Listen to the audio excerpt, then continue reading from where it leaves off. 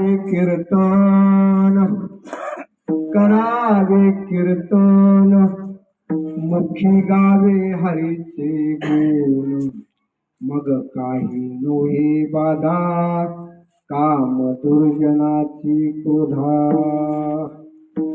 शांती खड्ग हाती काळाशी त्या नागविती मग काही नोहे बाधा काम दुर्जनाची क्रोधा तुका म्हणे देव सखा तुका म्हणे देव सखा ऐसा अनंता सारिखा मग काही नोहे बाधा काम दुर्जनाची क्रोधा विठ्ठला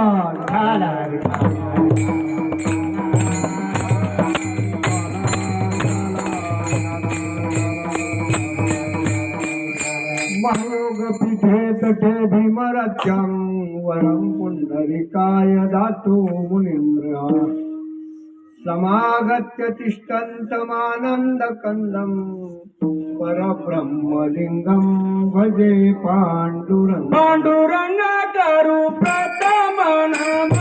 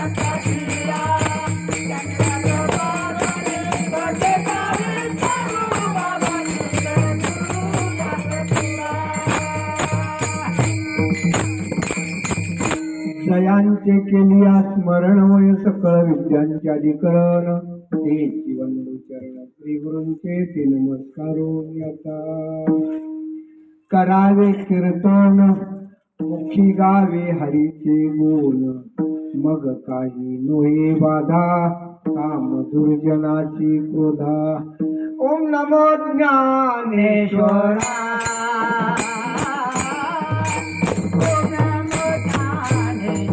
लोकांची गर्दी तिथंच ते पाणी नेण्यासाठी हा काय प्रकार आहे भगवंताने सांगितलं पुढं कलियुगामध्ये माणसं भरपूर श्रीमंत होतील पण बोलण्यात गोड राहणार नाही तू त्याच्यामुळं माणसं त्यांच्याकडे कोणी जाणारच नाही गरीब माणसं गोड बोलतील त्याच्यामुळं हा समाज त्यांच्याकडे धावत सुटतो त्याच्यानंतर पुन्हा नकुल आला नकुलाला विचारलं तू काय पाहिलं आश्चर्य नकुलानं सांगितलं मी अर्जुनासारखीच गायी वेलेली पाहिली तिला बछडी झाली बछडी आणि गायीनं ती बछडीच खायला सुरुवात केली अरे बापरे हा काय प्रकार आहे मला काही कळालंच नाही भगवंताने सांगितलं कलियुगामध्ये इतका वाईट प्रसंग येईल इतका वाईट प्रसंग होईल काही दिवसानं आई वडील मुलीच्या जीवावर जगतात हा, इतका कठीण प्रसंग येईल. आणि नंतर सहदेव आला. सहदेवाला विचारलं तू काय पाहिलं? त्यावेळेस सहदेव म्हणला मी असं फिरत फिरत चाललो होतो डोंगराच्या कडे. डोंगरावून भला मोठा दगड सुटला आणि त्या दगडाच्या खाली कितीतरी दगडाचा चुरा होत होता, झाडांचा भुगा होत होता. आणि असं वाटलं आता मी सुद्धा त्याच्यात जातो की काय कुणास ठाऊक. पण तेवढ्यामध्ये मी भगवंता तुझं स्मरण केलं, तुझं नामस्मरण चालू केलं आणि प्रकार असा झाला, अचानक एक गवताची काडी आडवी आली आणि त्या गवताच्या काडीलाच तो दगड अडकला. हा काय प्रकार आहे? भगवंताने सांगितलं कलियुगामध्ये किती जरी पाप झालं, किती जरी पाप झालं, मोठ्या दगडा एवढं जरी झालं तरी सुद्धा जर माझं नामचिंतन केलं, कलियुगा माझी करावे कीर्तन, कलियुगा माझी करावे कीर्तन, हे नारायण देईल भेटी.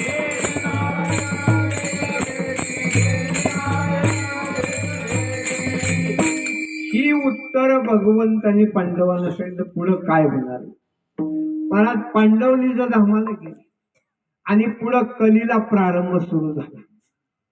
आणि प्रारंभ सुरू झाल्यानंतर संकालिक मंडळी ब्रह्मदेवाकडे गेली. म्हणजे आता आम्ही कलीमध्ये आलेलो आहे आणि हे कली किती दिवसात आहे. त्यावेळेस ब्रह्मदेव स्नान करत होते. नाग दाबलन पुढे घेताना मंत्र म्हणू लागले, कली धन्याः नारी धन्याः आणि शूद्र धन्याः. अरे बापरे. स्नान झालं, ब्रह्मदेव सिंहासनावर विराजमान झाले आणि विचारलं बसा बसा बसा, कशासाठी आलात? म्हणजे आम्ही ज्याच्यासाठी आलो त्याचं उत्तर तर तुम्ही अगोदरच देऊन बसलाय. कली धन्य नारी धन्य शूद्र धन्य, हा काय प्रकार आहे? थोडं सविस्तर सांगा बरं आम्हाला. त्यावेळेस ब्रह्मदेवानी सांगायला सुरुवात केली, आता कलीला प्रारंभ झाला आणि कलीचं जे आयुष्य या 4,32,000 वर्षाचं आहे. बरं किती? आताशी 5,500 वर्ष झाल्या. म्हणजे अजून कली पाळण्यातच आहे बरं का. आणि नुसता पाय झाडीतो तेवढ्यात एवढा खेळ चालू झाला. अजून तो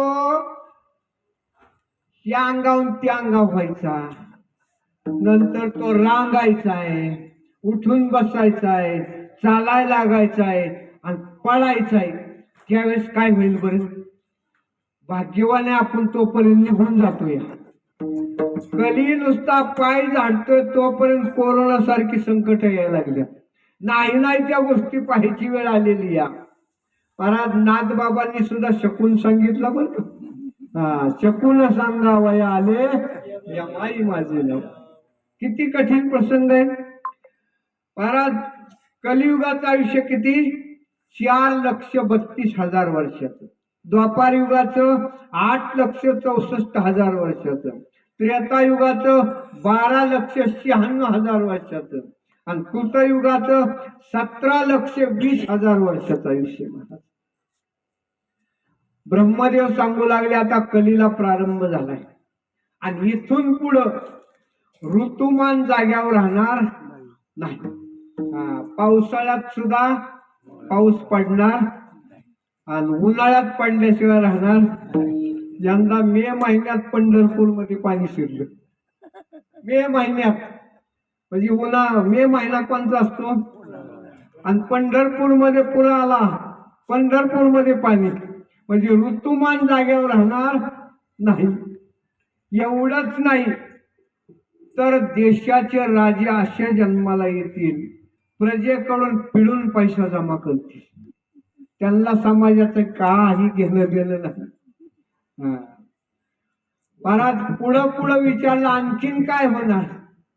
त्यावेळेस तुकोबरांच्याच भाषेत ब्रह्मदेवाने सांगितलं, राजा प्रजा द्वाड देश शाक्तवाद करीती, अधर्माचे उघड पीक धर्म रंक त्यागावी, न पिके भूमी कापे भारे, मेघ वारे पितील.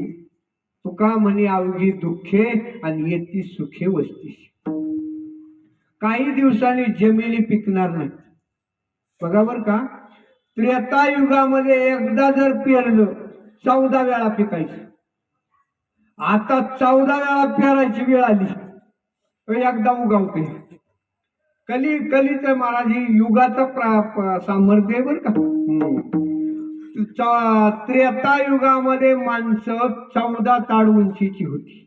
ताड म्हणजे हात बर का. द्वापार युगामध्ये माणसं 7 ताडावर आली आणि कलियुगामध्ये माणसं 3.5 ताड, 3.5 हात. एवढंच नाही, कलीच्या भविष्यामध्ये ब्रह्मदेवाने सांगितलं माणसाची उंची कमी कमी कमी होत जाईल. माणसं एवढी लहान होतील हरभऱ्याच्या झाडाखाली बसत्याल बरं का. हा, जशी उंची कमी होईल तसं त्यांचं आयुष्य सुद्धा कमी होईल. 100 वर्ष माणसं जगानाच होता, 80च्या पुढे जायलाच तयार नाही. कलियुगामध्ये माणसं कमी जास्तीत जास्त 30 वर्षाच्या पुढे जगणार नाही. पण एक लक्षात ठेवा, माणसाची उंची कमी होईल, माणसाचं महाराज आयुष्य कमी होईल, पण माणसाची बुद्धिमत्ता मात्र वाढत जाईल. बाबा तुम्हाला नातू आहेत का? नातू आहेत ना. पण नातवाला जे मोबाईल मधलं कळतं ते तुम्हाला कळतं का? नाही कळणार का? हा कलीचा प्रभाव आहे. अलीकडचं लहान मुलं महाराज ती कार्टून लावल्याशिवाय तर जेवतच नाही. अवघड प्रश्न झालेला आहे महाराज. कलीचा प्रभाव आहे हा. एवढंच नाही, ब्रह्मदेव सांगू लागले कलियुगामध्ये केळविल्या व्यभिचारिणी आणि दैन्यवानी पतिव्रत. पतिव्रत्याला खाली मान घालावं लागल आणि व्यभिचारिणीचा उदो उदो होईल. कारण कलीचा महिमा नाही बरं का. ज्यावेळेस ब्रह्मदेवानं सृष्टी निर्माण केली 4 युग पुढे उभा राहिली होती. कृतयुगाच्या हातामध्ये यज्ञाचं पात्र होत, त्रेतायुगाच्या हातामध्ये धनुष्यबाण होता, द्वापार युगाच्या हातामध्ये शमशेर होती आणि कलीच्या हातात काहीच नव्हतं. ब्रह्मदेवाने विचारलं, कली तुझ्या हातात काहीच नाही रे. म्हणजे मला काही गरजच नाही हत्यार घ्यायची. का? माझ्या युगामध्ये अत्याचारी, भ्रष्टाचारी, व्यभिचारी ही सगळी मंडळी माझी मित्र राहतात. मी त्यांचा उदो उदो करणार. ब्रह्मदेवाने विचारलं, मग सत्याचं काय? म्हणजे सत्याला मी एवढा छळीन की त्याला खाली मान घालायला लागेल. अरे मग सत्य राहील का? नाही राहील. सत्य परेशान होईल पण पराजित होणार नाही.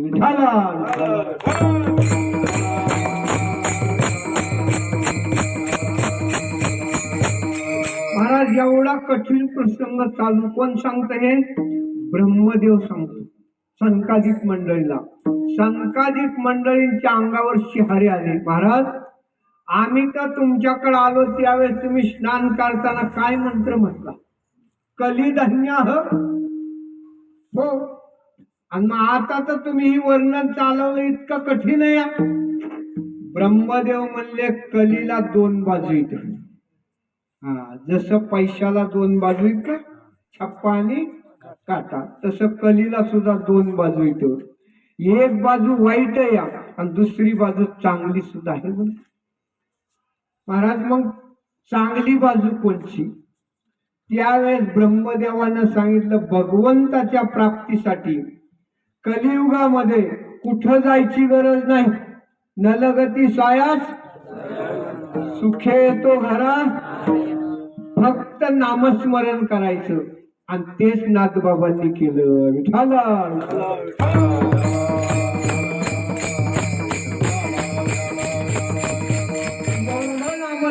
एवढं नामचिंतन करायचं. महाराज त्यावेळेस साधक मंडळी तुकोबारायला म्हणवली, महाराज तुम्हाला येतं कीर्तन करायला पण आम्हाला कुठे येते? तुकोबाराय म्हणले कीर्तन करणं म्हणजे फेटा बांधून कंबर बांधणं, याला कीर्तन नाही म्हणे. कीर्तन म्हणजे नामस्मरण. जेवढा वेळ मिळेल तेवढं नामस्मरण करायचं. कामामध्ये काही म्हणा, जाईल भवश्रम सुख होईल. आणि हा जो अधिकार आहे महाराज तुकोबांनी सगळ्यांना सांगितलं बरं का. कारण नामस्मरणाचा अधिकार सर्वांना दिलाय. सकळा सकळाची येते आहे अधिकार. सकळाची येते आहे अधिकार. सकळाची आहे अधिकार. सकळाची येते आहे अधिकार. कलियुगी उद्धार हरीच्या नामे. कलियुगी उद्धार हरीच्या नामे. सकळाची येते आहे अधिकार. सकळाची येते आहे अधिकार. सकळाची येते आहे अधिकार.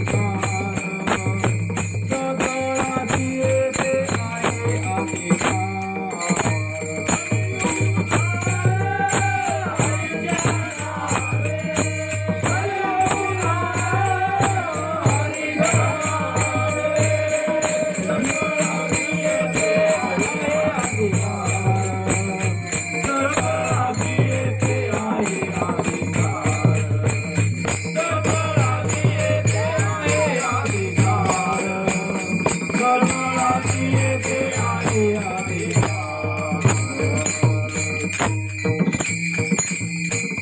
सकळाची येते आहे अधिकार. कलियुगी उद्धार विठ्ठल विठ्ठल म्हणा वेळ. हा सुख सोहळा. आणि हाच उद्देश घेऊन नाथबाबांनी उद्धवाला संगती घेतली आणि प्रत्येकाच्या दारामध्ये जायचे आणि भारुडाच्या रूपाने महाराज सगळ्यांना नामस्मरण करायला. शेवटी जसं ज्याला आवडतं या त्याप्रमाणे भारुड केली, पण शेवटी मूळ पदावर आणून सोडायची आणि मनाची करा नामस्मरण. अशा प्रकारे महाराज तुकोबारांनी साधक मंडळीला अभंगाच्या पहिल्या चरणामध्ये करावे कीर्तन करावे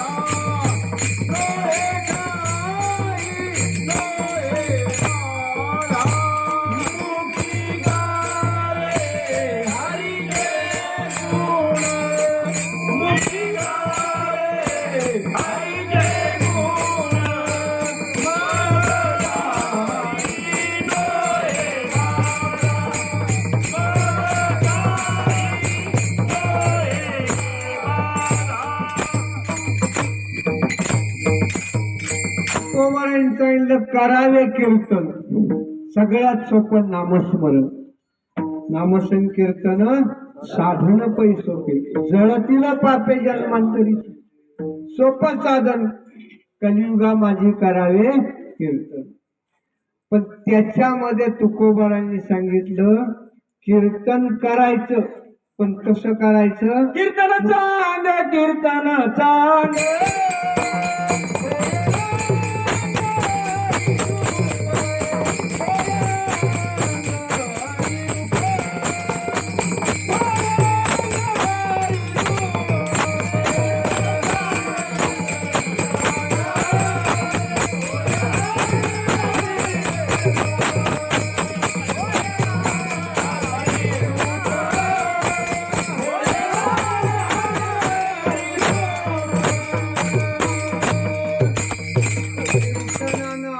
सर्वांग हरिरूप झालं पाहिजे. ब्रह्मीभूत काया होतसे कीर्तनी आणि भाग्य तरी ऋणी देव व्हायचा. हा कीर्तनाचा महिमा आहे बरं का. पण अलीकड काय झाले महाराज, कीर्तन म्हणजे बऱ्याच लोकांना वाटतं मनोरंजन, टाइमपास, विनोद. महाराज कीर्तनाचं माध्यम हे नाही. कारण कीर्तन 6 प्रकारचे सांगितले. पहिलं कीर्तन स्वरूप कीर्तन, भगवंताच्या रूपाचं वर्णन केलं जातं. दुसरं नाम कीर्तन, नामाचा महिमा सांगितला जातो. तिसरं महाराज आज आपण जो अभंग घेतला ते गुण कीर्तन आहे, भगवंताचं गुण कीर्तन आहे. चौथं लीला कीर्तन आहे महाराज, लीला कीर्तन भगवंत, मला वाटतं काल्याच्या दिवशी लीला कीर्तन. पाचवं धर्म कीर्तन, किंबहुना केले धर्म कीर्तन सिद्धी गेले, तेथ माझे जे उरले पायी होत. धर्म अधर्म सांगितला जातो. आणि 6वं कीर्तन म्हणजे संत कीर्तन, तेही प्राणा परवते आवडते मज निवृत्ते, जे भक्त चरित्राते प्रशंसते. संतांचा महिमा सांगितला जातो. महाराज आज जो आपण अभंग घेतला तो गुण कीर्तनाचा आहे. तुकोबाराय म्हणतात कीर्तनामध्ये विषय काय असावा. ठीक आहे, या गाती असावं, श्रोती असावं, चतुर असावं, विनोदी असावं, दुःखित असावं, सोहमभावी असावं, पूर्ण ज्ञाती असावं. पण माध्यम बिघडू नाही बरं का. आता आळंदीकरांनी नियम काढलेत बरं का, कीर्तनाचे नियम काढलेत. कारण या गादीवर उभा राहिल्यानंतर लोकांनी कीर्तनाचं माध्यमच बिघडून टाकलं. त्याच्यामध्ये राजकारणावर बोलायचं, आईवर गाणी म्हणायची, बापावर गाणी म्हणायची. गाता संपला का ज्ञानेश्वरी संपली. म्हणून आता साच आणि मवाळ, मितली आणि रसाळ, शब्द जैसे कल्लोळ अमृताचे, जेणेकरून पुढल्या लोकांवर महाराज कीर्तनकारानं काय बोलावं, त्याला येतं ते बोलावं का तुम्हाला आवडतं ते बोलावं. त्याला येतं ते बी बोलू नये, तुम्हाला आवडतं ते बोलू नये. मग संतांची वचनं, शास्त्र, पुराण, हे सगळं जी भांडार आहेत ना बघ संतांचं, महाराज ते तुमच्यापर्यंत पोच करा. होडीले भांडार धान्याचा हा माल, मी तो हमाल भरवाई. कीर्तन हा हमाल आहे बरं का. संतांची वचनं तुमच्यापर्यंत पोहोचवायची.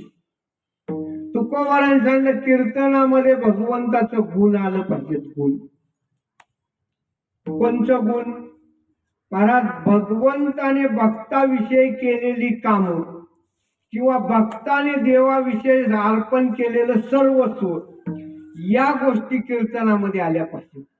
म्हणजे तयाचा हरिक वाटे देवा. मला वाटतं उदाहरण तुम्हाला माहिती असेल, देवानं काय काय केलं भक्तांसाठी.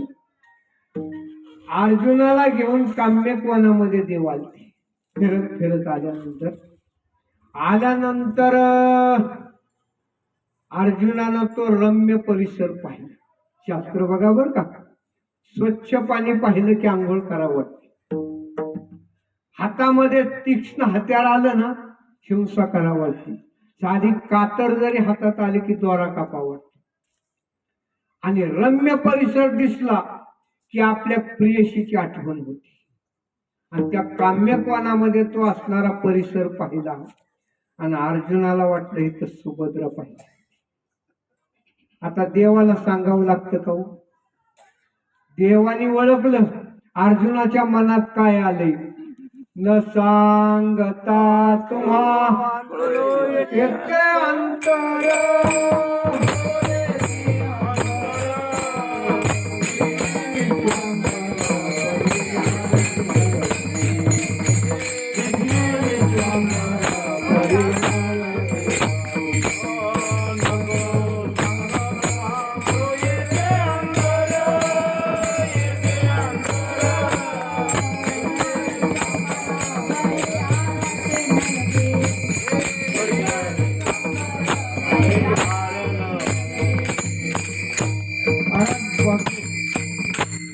भगवंताने ओळखलं अर्जुनाच्या काय मनात आलं. सांगितलं अर्जुना तू रथावरच थांब, माझं थोडस काम आहे, मी करून येतो.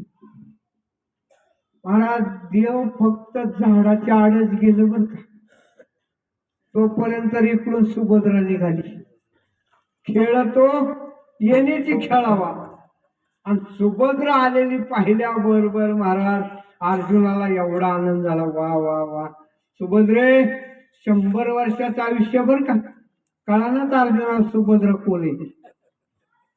कालिंदीचे शल्य फेडिले, ते म्या जळत गोकुळ रक्षिले, वासुरूसाठी लाविले विरंची शपशी. ब्रह्मदेवाला वेळ लागला तर अर्जुनाला काय कळणार सुभद्रा कोण आहे.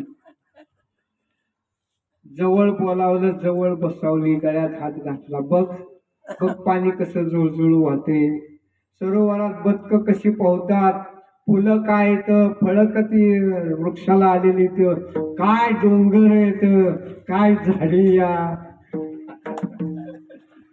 महाराज एवढ्या गप्पा चालल्या सुभद्रेच्या आणि अर्जुनाच्या. आनंदात किती वेळ गेला कळालंच नाही. आनंदात किती वेळ जातो कळत नाही बरं का. आणि दुःखाचा वेळ जाता जात नाही. आम्ही तर नेहमी सांगतो बर का, पत्त्यावाल्याला दिवस पुरत नाही आणि हे नोकऱ्याला जाता जात नाही. ती सारखं घड्याळाकडेच बघत तस किती वेळ गेला अर्जुनाला कळालंच नाही. आणि तेवढ्यामध्ये अर्जुनाच्या लक्षात आलं सुभद्रे तो जाते का देव येते. चालतंय म्हणजे तसं काही नाही, पण साधा साखरपुडा जर झाला तर अल्बम तयार होतो का नाही. मग आता मी इतक्या वेळ इथं बसली, काहीतरी आठवण द्या की काम्य कोणातली. अर्जुनानं बोटातली अंगठी काढली आणि सुभद्रेच्या बोटात जा लवकर जा देव येईल.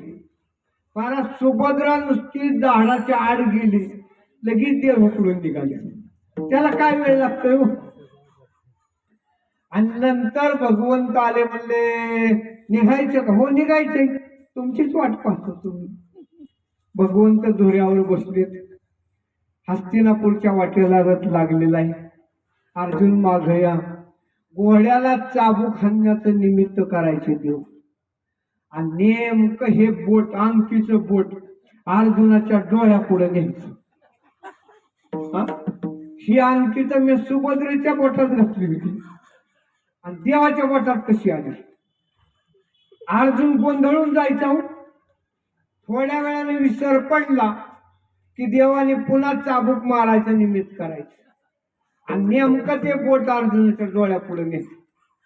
अंगठी तर माझीच आहे आणि मी तर सुभद्रेच्या पोटात घातली, मग देवाच्या पोटात आली कशी. महाराज हस्तिनापूर मध्ये अर्जुन बेचैन झाला. रथ हस्तिनापुरात आला, अर्जुन रथाखाली उतरला आणि डायरेक्ट सुभद्रेच्या महालात गेला. सुभद्रेकडे काय बोट बघू, तुझं हात बघू. सुभद्रा म्हणली काय भविष्य बघता काय माझं. नाही नाही नाही ते हात बघू. काय झालं काय. मी काम्य कोणात तुझ्या बोटामध्ये अंगठी घातलेली कुठली. सुभद्रा म्हणली अहो तुम्ही माझा साखरपुडा सुद्धा नाही केला. संन्यासी होऊन चोरून आणली माझी भगिनी. संन्यासी होऊन आला मला पळवून आणलं. साखरपुडा तरी केला का. साखरपुड्यात अंगठी घालतात ना. म्हणली त्या वेळेस सुद्धा तुम्ही अंगठी घातली नाही आणि आता कुठून घातली हो. आणि कसलं काम्य कोण कधी मी आलती. अर्जुन म्हणला झालंय काय नेमकं मला काही कळलं. आणि नंतर अर्जुनाच्या लक्षात आलं की सुभद्रा नव्हती, कोण होत देव. महाराज भगवंतासारखं महाराज भक्तासाठी काय पण झालं.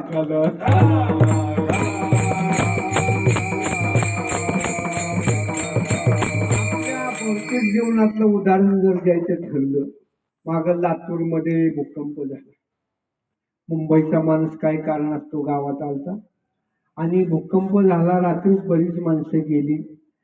शेवटी उत्तर कार्य करावं लागलं. पोटा पाण्याचा प्रश्न म्हणून त्याला मुंबईला जावं लागलं. मुंडन केलेलं, चेहरा सुकलेला आहे, शरीर खुश झालं. सगळी गल्लीतली माणसं जमा झाली. काय झालं काय झालं महाराज मोठ्याने रडायला लागला. गावाकडे भूकंप झाला. मग काय झालं म्हणजे भूकंपात माझे वडील गेले. आता सांत्वन तर करावंच लागतं. बाबांसारखे उठले, जाऊ दे उपजेते नाचे नाचले पुनरुक्ती दिसे. मी तुझ्या वडिलांसारखा आहे, नको रडू. महाराज तू मोठ्यानेच रडायला लागला. काय झालं मला, माझी आई सुद्धा त्याच्यात गेली. ती आजीसारखी एक उठली. जाऊ दे मी तुझी आईसारखी या. आता काय होणार रडून तरी, नको रडू. मग तर मोठ्यानेच रडायला लागला. काय झालं, माझा भाऊ सुद्धा त्याच्यात गेला. महाराज तुमच्यासारखा पुढा आला. मी तुझा धर्माचा भाऊ, काही संकट येऊ तुझ्या पाठीशी उभा राहील, तुला मदत करील, नको रडू, मी तुझ्या भावासारखा आहे. मग तर मोठ्यानेच रडायला लागला. काय झालं, माझी बहीण सुद्धा गेली होती त्याच्यात, त्या तायडीसारखी आली पुढे. जाऊ दे मी तुला दिपाळीला वावळेल. मी बहीण मान, मला बहीण मान, काय काळजी करू. मग तर मोठ्यानेच रडायला लागला. म्हणजे आता काय झालं, मला माझी बायको सुद्धा त्याच्यात गेली. महाराज बऱ्याच महिला बसल्या होत्या बरं का तिथे, पण एक सुद्धा उभा राहिले. हा म्हणून मिळली तर मला काय म्हणत तुमच्या लक्षात आलं असेल. महाराज हे नातं आमच्या भगवंतानी सांभाळलं. साधावया भक्ती काग,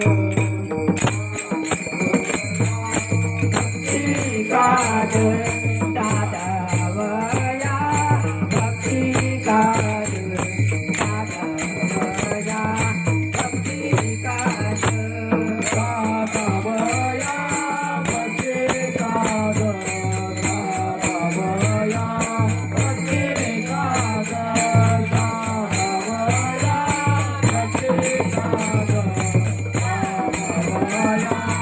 भक्ती काग,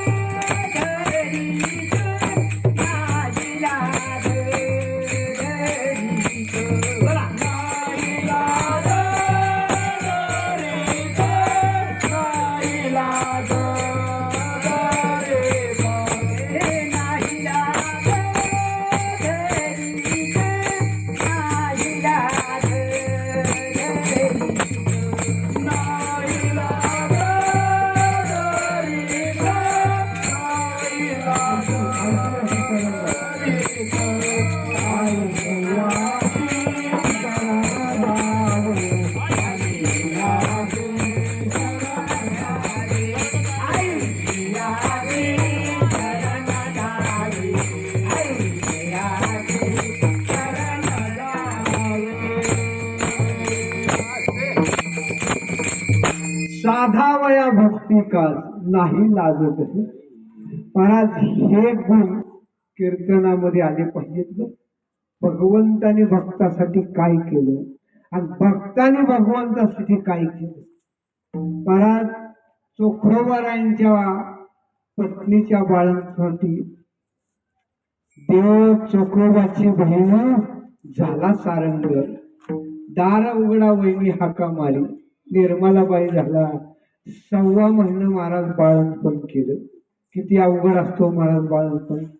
सगळ्यात अवघड बर का ती बाळंती नसते ना महाराज, तिला एवढं जपायचं असतं, एवढं जपायचं असतं. तो खालून जो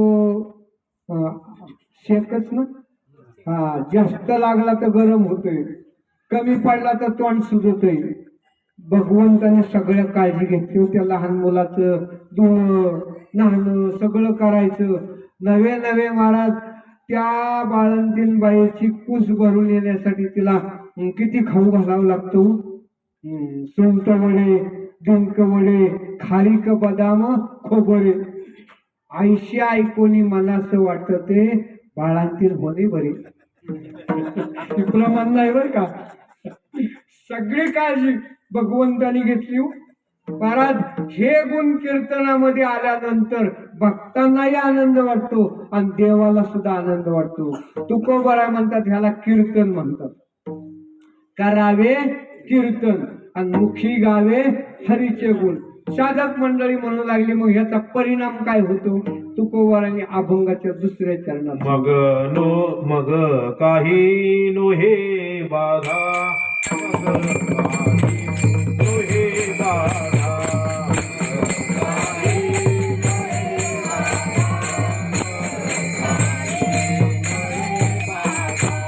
काम दुर्जनाची क्रोधा, काम दुर्जनाची क्रोधा, दुर्जनाची क्रोधा, मग काही नोहे बाधा, मग काही नोहे बाधा, मग काही नोहे बाधा, मग काही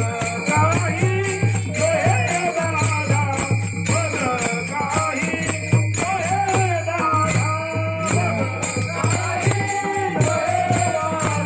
मग काही नोहे बाधा, मग काही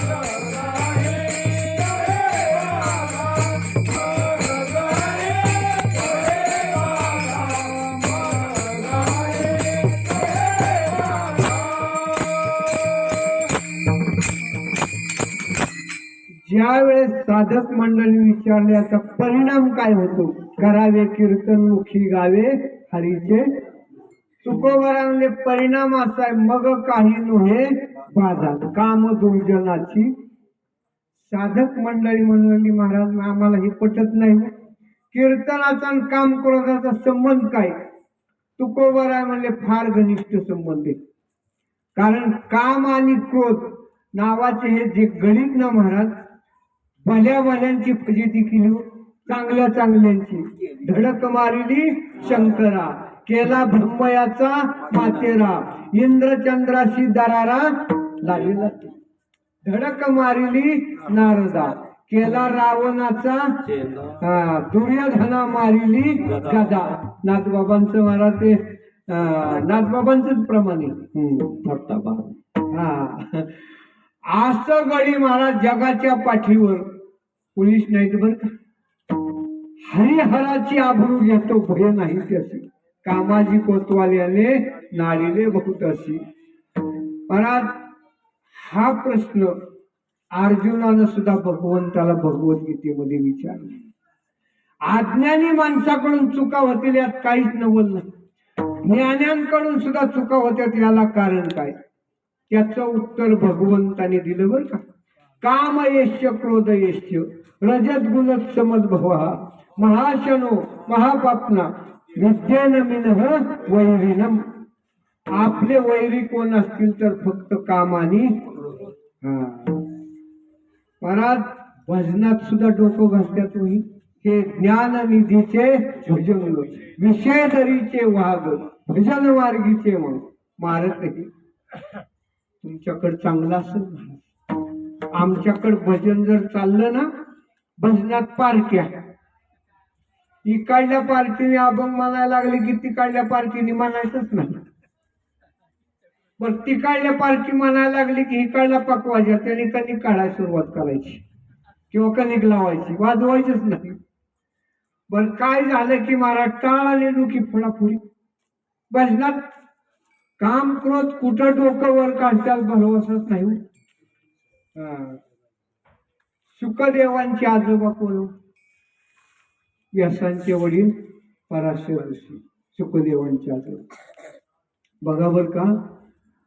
ज्यावेळेस गंगेतून पलीकड चालले, मत्स्यगंधा ना होडीवर या, आणि मध्यंतरी होडी आली. सांगितलं थांब, काय माझी अशी अशी इच्छा. अहो महाराज आहेत तुम्ही आणि आपण गंगेत या.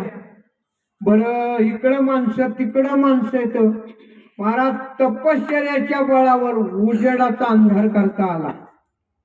म्हणजे आपण गंगेत आहे, तपश्चर्याच्या बळावर 10 फूट ओळीवर उचलली. कोण्याची मुलगी मी, दुर्गंधी माझ्या अंगाला. तपश्चर्याच्या बळावर दुर्गंधीची सुगंधी करता आली, पण काम नावाचा विकार नाही जिंकता आला. करिता तपे काम क्रोध खवळती. मला वाटतं तुम्हाला जैमिनी महाराज ऋषींची कथा माहिती असेल. जैमिनी ऋषींच्या आश्रमामध्ये पाठ चाललेला होता. साधक मंडळी भरपूर होती आणि ऋषी सांगायचे काम यश क्रोध यश रजत गुणत समज भवा.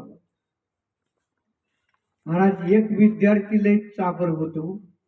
गुरुजी आपलं मन ताब्यात असल्यावर काम क्रोध काय करते.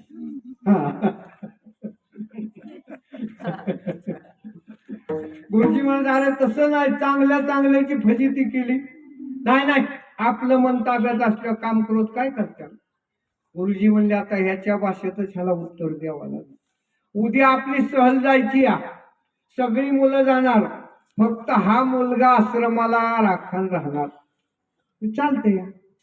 गेले गुरुजी मुलांना घेऊन आणि प्रकार असा झाला आकाशामध्ये ढग आलं, थोडा वारा सुटला, पाऊसही येऊ लागला.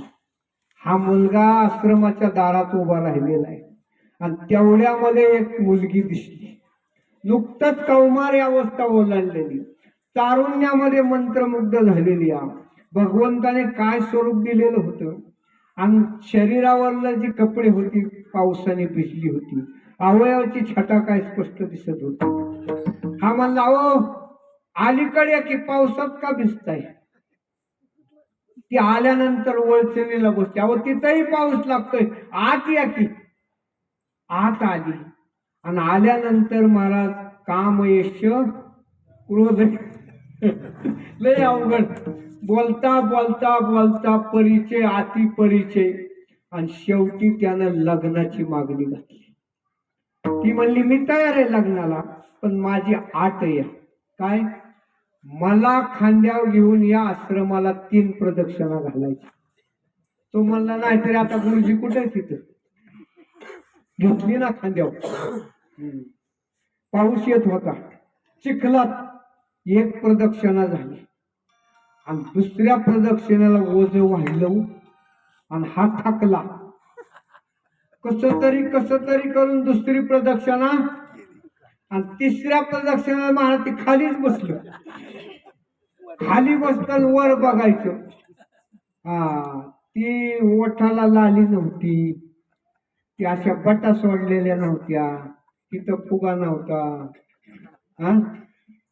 मग काय होतं, जटा आणि दाढी. गुरुजी तुम्ही, हा मीच.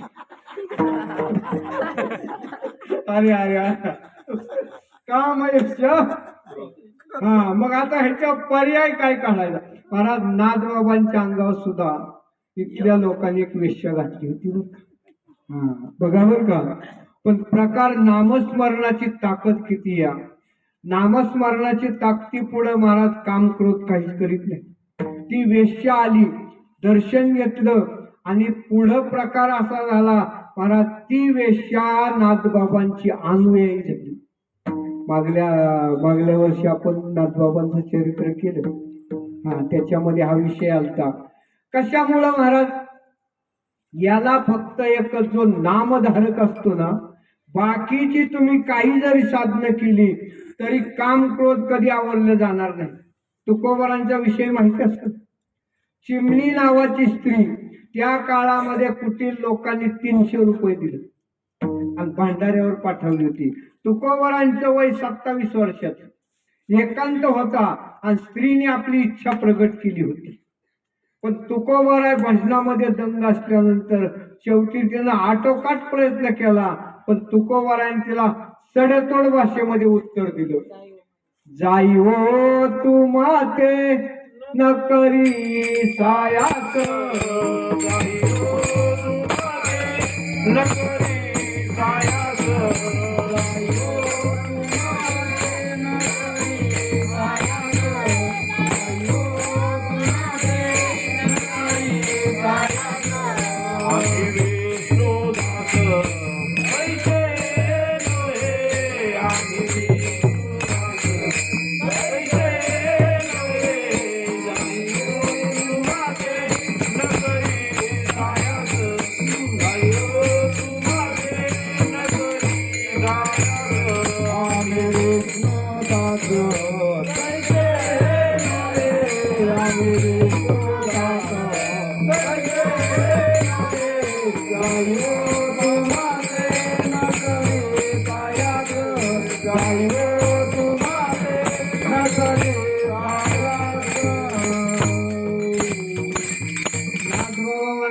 भस्मासुर मुकला प्राणाशी, तीच गती झाली वालीची, विश्वामित्रासारखा ऋषी नाडी लागते. मग एवढी ताकद कुणाकडून येते? फक्त नामधारका. म्हणून तुकोबाराय म्हणतात करावे कीर्तन आणि मुखी गावे हरीचे गुण. जिथं नामस्मरण चालतं तिथं काम क्रोध काहीच करू शकत नाही. परत वाणी किती तू? 4 वाणी. परा, पश्चंती, मध्यमा आणि वैखरी. सुरुवात कुठून करायची? वैखरी मधून. एवढं नामस्मरण करायचं. ते नामस्मरण माघारी फिरलं पाहिजे.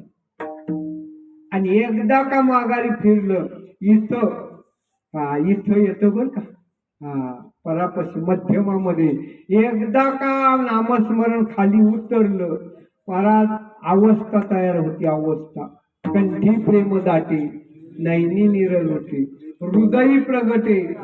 नवे नवे ते नामस्मरण परावानी येते. परावानी नाभी, नाभी म्हणजे परावानी. पराजित भगवान विराजमान 8 पाकळ्याचं कमळ आहे. शरीराचा मध्य हा मध्य. 8 पाकळ्या कोणत्या? पंचमहाभूत आणि सत्व रज आणि तम. अशा 8 पाकळ्यामध्ये भगवान विराजमान आहेत. इथपर्यंत नामस्मरण जर पोचलं, महाराज त्याच्या खाली विकार आहेत. नाभीच्या खाली काम, क्रोध, मद, मत्सर, दंभ, अहंकारा अशा मनस्या, तृष्णा, कल्पना, वासना जळायला सुरुवात होती. जळायला ते नामस्मरण खाली इथपर्यंत पोचलं पाहिजे बरं का.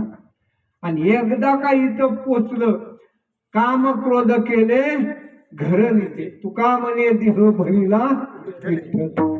म्हणून महाराज आपला जो परमार्थ आहे ना, आतमध्ये शिरला पाहिजे बरं का. अजून आपला खेळ बाहेरच चाललाय आणि तो बी पुरा नाही बर का. एका माणसाने 3 बाहुल्या विकायला आणल्या होत्या. सारख्या रंगाच्या, सारख्या उंचीच्या आणि सारख्या वजनाच्या. अशा शेजवार मांडल्या होत्या. लोक गिराईक यायची. म्हणजे ही बाहुली म्हणली 500 रुपये, म्हणली मधली बाहुली म्हणली 5000. अरे बापरे. आणि इकडची ती 50,000. लोक म्हणली वजन बी सारखंच आहे, उंची सारखी, रंग. आणि मग बाजारात फरक का? तो म्हणला 500 रुपयाची बाहुली ना, तिच्या कानात काडी घातली की पलीकडच्या कानात निघती. नळी फुंकली आणि इकडून तिकडं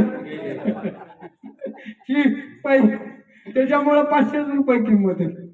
बरं म्हणली दुसऱ्या बाहुलीचं काय विशेष आहे? म्हणली तिच्या कानात जर काडी घातली तोंडातून निघती. त्याच्यात आम्ही मोडतोय बर का.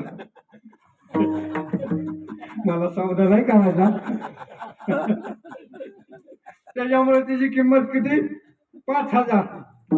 ऐकायचं मोठ्या बातम्यांचं. आताच मी प्रमाण सांगितलं. फोडीले भांडार धन्याचा हा माल, मी तो हमाल भारवायचा. तुमच्यापर्यंत पोचवायचं. कानातून काडी शिरली तोंडातून निघती. बरं म्हणली पलीकडच्या बाहुलीची किंमत एवढी का? 50,000. पण तिच्या कानात काडी घातली ना, ती खाली हृदयात जाते. याला साधक म्हणतात. संसारीपेक्षा साधक श्रेष्ठ, साधकापेक्षा सिद्ध श्रेष्ठ आणि सिद्धापेक्षा संत श्रेष्ठ. महाराज हे अनुकरणामध्ये आलं पाहिजे, आतमध्ये उतरलं पाहिजे. असा हा परमार्थ ज्यावेळेस होतो त्यावेळेस काम क्रोध काहीच करीत नाहीत. तुम्ही किती प्रयत्न करा, तिथं काम क्रोधाचं काही चालत नाही. याच्यावर महाराज साधक मंडळी विचारलं, महाराज आणखीन काय फायदा कीर्तनाचा? अभंगाचं 3रं. शांती खडग हाती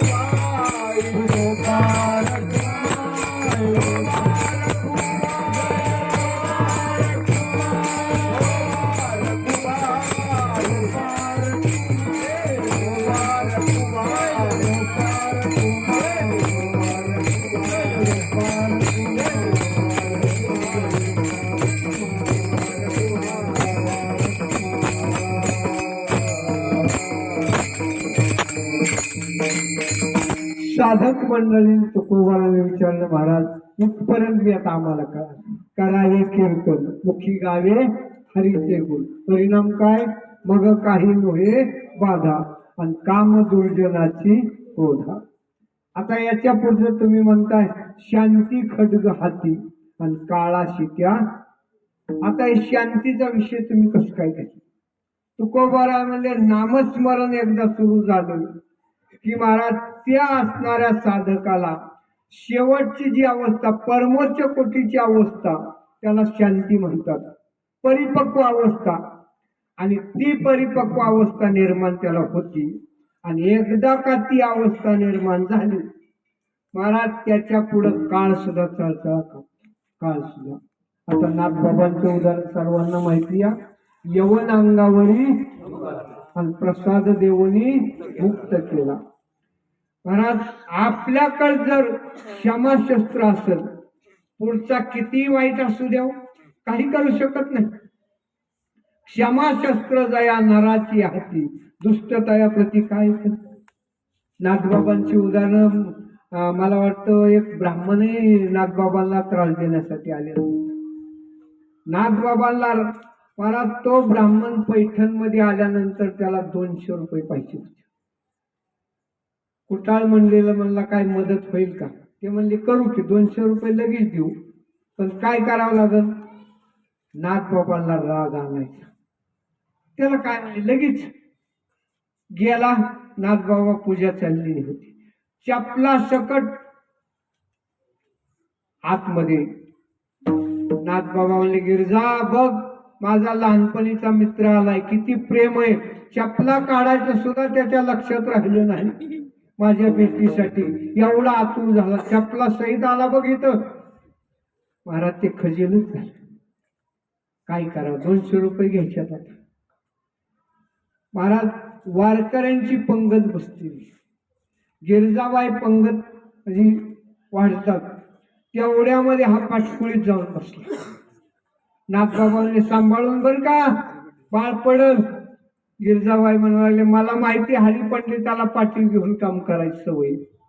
महाराज ते खाली उतरून रडायला लागले. क्षमाशस्त्र जया नराची दुष्टतया प्रति काय. तुकोबारांचं उदाहरण तुम्हाला माहित कसं. ज्या वेळेस महाराज तुकोबारांना मंबाजी बाबांनी काट्याच्या काठीने मारलं, महिपती महाराज म्हणतात 10-20 काट्या अंगावर मोडल्या काट्याच्या काठी. तुकोबारांनी प्रतिकार केला नाही बरं का, खाली मान घातली आणि रामकृष्ण हरी रामकृष्ण हरी भजन चालू केलं. शेवटी मंबाजी कंटाळला निघून गेला. पण तुकोबारा म्हणले नाही बस. जिजाबाईला कळालं, धावतच आल्या, रक्तबंबाळ पाठ झाली. घरी नेलं, नाचकंडाने काट काढलं, हळद लावली, शेकायला सुरुवात केली. मला एक जणांनी विचारलं बरं का, नवरदेवाला हळद का लावतात? म्हणलं मी एवढा हुशार नाही, पण ठोकताळा सांगतो, मुकामार बसल्यावर हळद लावली जाते. आणि नवरदेवाला पुढं तो विषय येणार असतो म्हणून अगोदरच ट्रेनिंग चालू करतो. मुकामार कळतो ना, जखम लागलेला दिसत नाही आणि लागल्याशिवाय राहत नाही. जाऊ द्या महाराज, जिजाबाईनं हळद लावलेली या आणि तेवढ्यात तुकोबाराय म्हणजे आवले आज हरिदिनी या. तुकोबाराय जिजाबाईची भाषा माहिती होती ना तुम्हाला? जाऊ द्या, मी नाही राहत इथं बोलत. जिजाबाईला तुकोबाराने सांगितलं 7 दिवसाचा जरी झाला उपवासी तयाने कीर्तनाशी सोडू नये. तुकोबाराय उठले, मंदिरात आले, भजन चाललेलं होतं. पाहिलं मंबाजी दिसत नाही. तुकोबारांच्या लक्षात आलं, मगाशी मला मारले, विना दुसऱ्याकडे दिला, तुम्ही भजन चालू ठेवा, मी आलोच. मंबाजी झोपल्या. महाराज, मगाशी तुम्ही मला मारलं, त्याच्यामुळे तुम्हाला बराच त्रास झाला असं नाही, मी तुमचं पाय दाबून देतो. आणि पाय दाबता दाबता तुकोबाराय बोलू लागले, तुम्ही मला मगाशी मारलं, माझ्यावर तुम्ही फार मोठा उपकार केला. मला ते उठूनच बसलं. काय झालं? उपकार केला तुम्ही माझ्यावर. कसला उपकार? साधक महाराज, रात्रंदिवस आम्हा युद्धाचा प्रसंग, अंतर्बाह्य जगाने कधी साधक विकाराला लोळावतो तर कधी विकार साधकाला लोळवित असतात. हे संघर्ष चालू असतो बरं का साधकांचा विकारासंग. आणि तुम्ही ज्यावेळेस मला मारलं त्यावेळेस माझ्या लक्षात आलं मी क्रोधावर विजय मिळवला. जर तुम्ही मला मारलंच नसतं, मला कसं कळालं असतं मी क्रोधावर विजय मिळवला? महाराज निलाजऱ्यासारखं उठलं, कीर्तनातच येऊन बसलो. क्षमा शस्त्र दया नराची या हाती, दुष्टतया प्रती. आता थोडं आपल्यातलं उदाहरण सांगू. कीर्तन म्हणजे नुसत्या गोष्टी नाही बरं का, जनजागृती हा मुख्य विषय असतो. आणि आपल्या समाजामध्ये काही चालीरीती वाईट पडल्यात त्याच्यावर बोट ठेवायचं असतं. जनजागृती बघा तुम्ही, छत्रपती शिवाजी राजाने दौंडी पिटली होती. जो लष्करात भरती होईल त्याला चांदीचा तोडा आणि एक घोडा दिला जाईल. त्यावेळेस महाराज एकही मावळा तयार व्हाय नाही. कोण मरतो त्या चांदीच्या तोड्यासाठी, घोड्यासाठी? तुकोबारांनी प्रत्येक खोऱ्यामध्ये जाऊन कीर्तन केली, जनजागृती केली. अरे वाघाची जे जात तुझी पण खातोस किरेल आता. रात्रीच्या 8 वाजत नाही तोपर्यंत एखाद्या मराठमोळ्या बाईचा किंकण्याचा आवाज येतो आणि तुम्ही आपापसामध्ये कुजबुजता. आज कुणाची तरी बाई मुघलांनी उचलली, आबरूची बेआबरू केली जातील, पहाटेच्या वेळेस तिला अंगणात आणून टाकली जाते. काळं झालेलं तोंड जगाला कसं दाखवायचं म्हणून ती आत्महत्या करते या, आणि तुम्ही तिचा अंत्यसंस्कार करताय. महाराज मावळे पेटून उठले ना. कीर्तन स्वराज्यासाठी छत्रपती राजांचा जेवढा सिंहाचा वाटा तेवढा तुकोबारांचा सुद्धा वाटा आहे. शक्ती आणि भक्ती ज्यावेळेस एकत्र आले त्यावेळेस हिंदवी स्वराज्य निर्माण झालं. विठाला विठाला.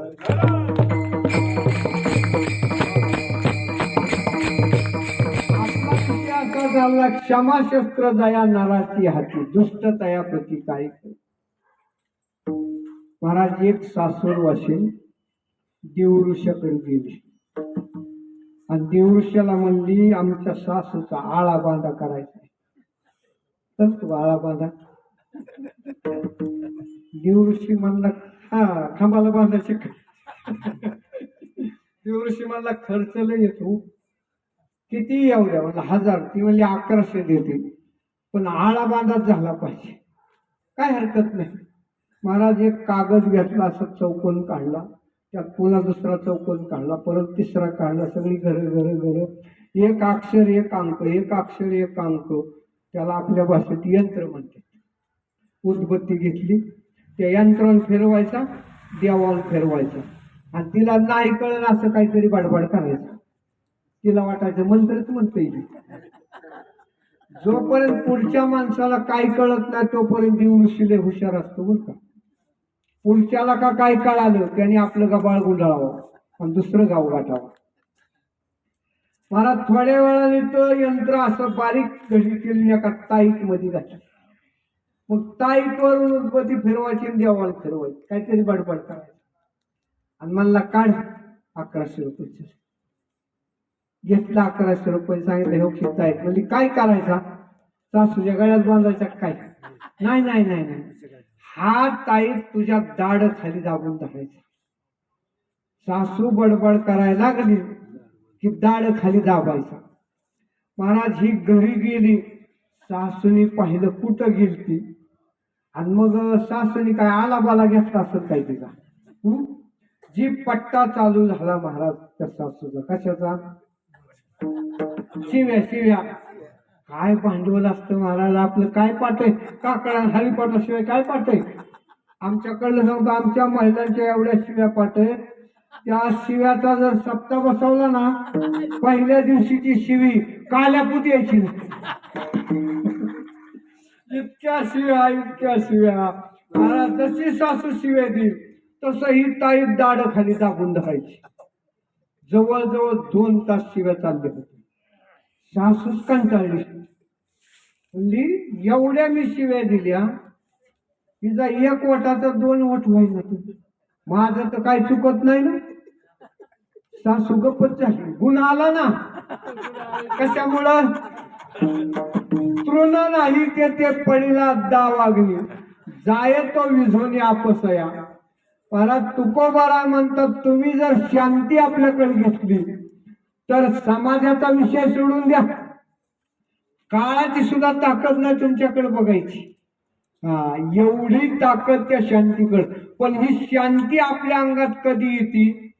करावे कीर्तन आणि मुखी गावे हरीचे गुण, त्याच्याशिवाय परिपक्व अवस्था नाही. विठाला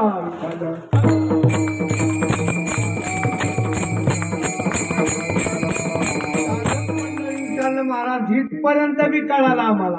कीर्तन का करायचं? मग काही नोहे बाधा काम दुर्जनाची. कीर्तनाचा परिणाम काय? परमोच्च कोटीची अवस्था शांती नावाचा गुण आपल्याकडे येतो, आणि त्याच्यामुळं काळ सुद्धा आपल्याकडे बघत नाही बरं का.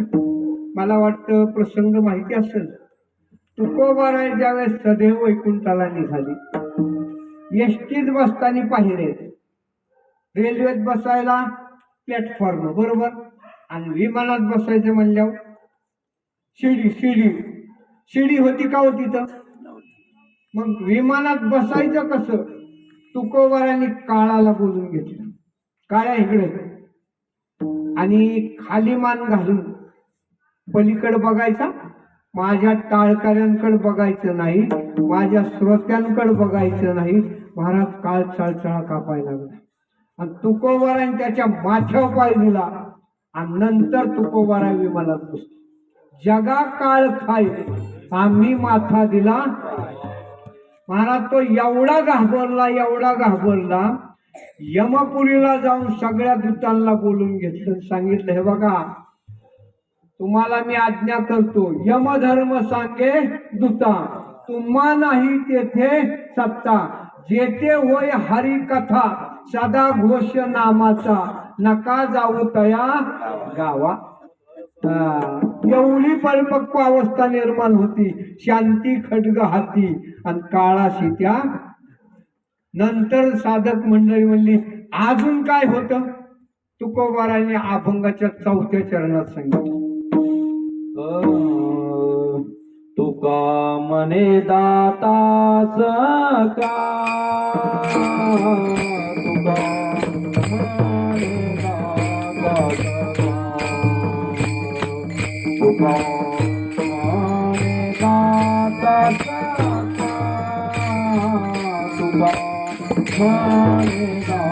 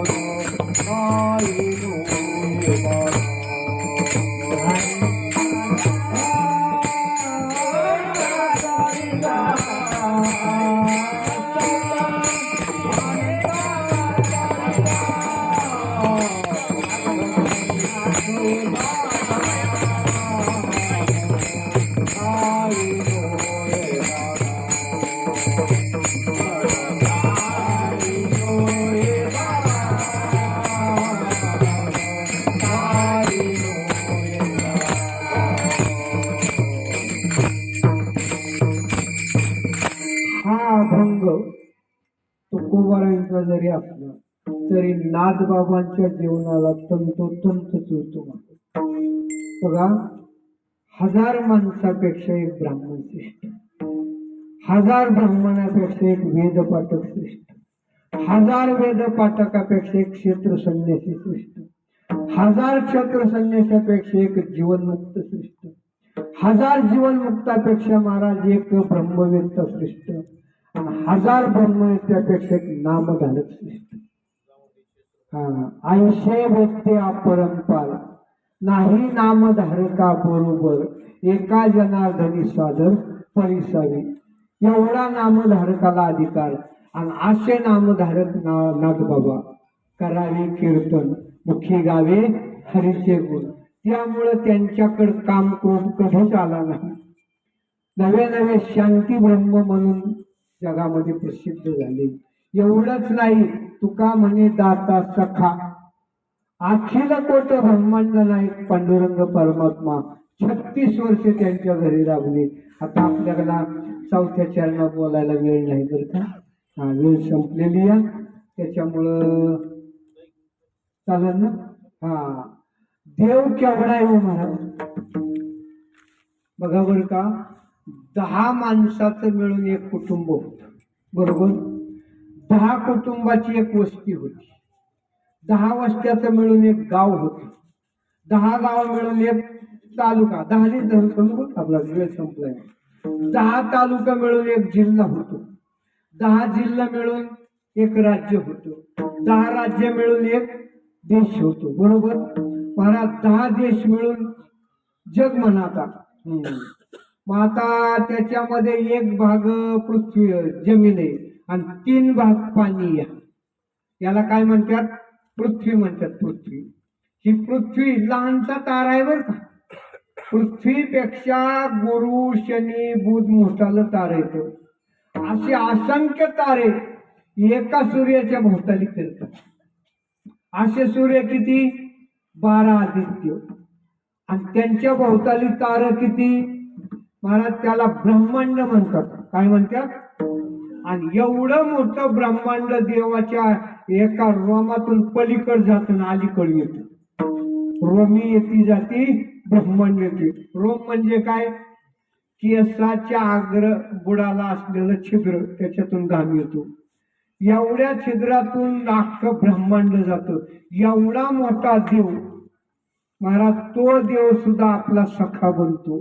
त्याच्यामुळं करावे कीर्तन आणि मुखी गावे हरीचे गुण. नवे नवे तो आपला दास बनतो. ब्रह्मीभूत काया होतसे कीर्तनी आणि भाग्य तरी ऋणी देव ऐसा. 36 वर्ष नाथांच्या घरी काम केलं महाराज. असा हा देव कशामुळे आपल्या अंकित होतो? करावे कीर्तन, मुखी गावे हरीचे गुण, परिणाम मग काही नोहे बाधा, काम दुर्जनाची क्रोधा. आणखीन काय होतं? शांती खदग हाती, काळाशी त्या नागविती. ज्ञानेश्वर माऊली.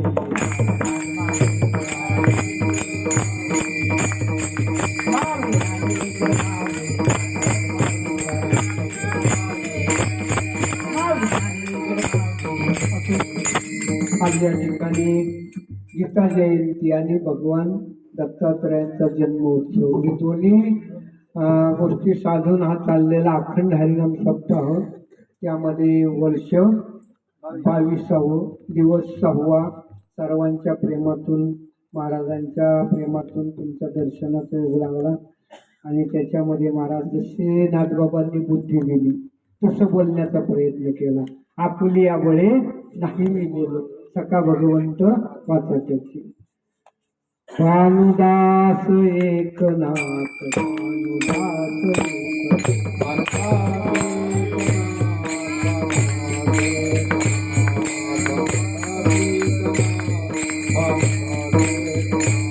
भानुदास एकनाथ,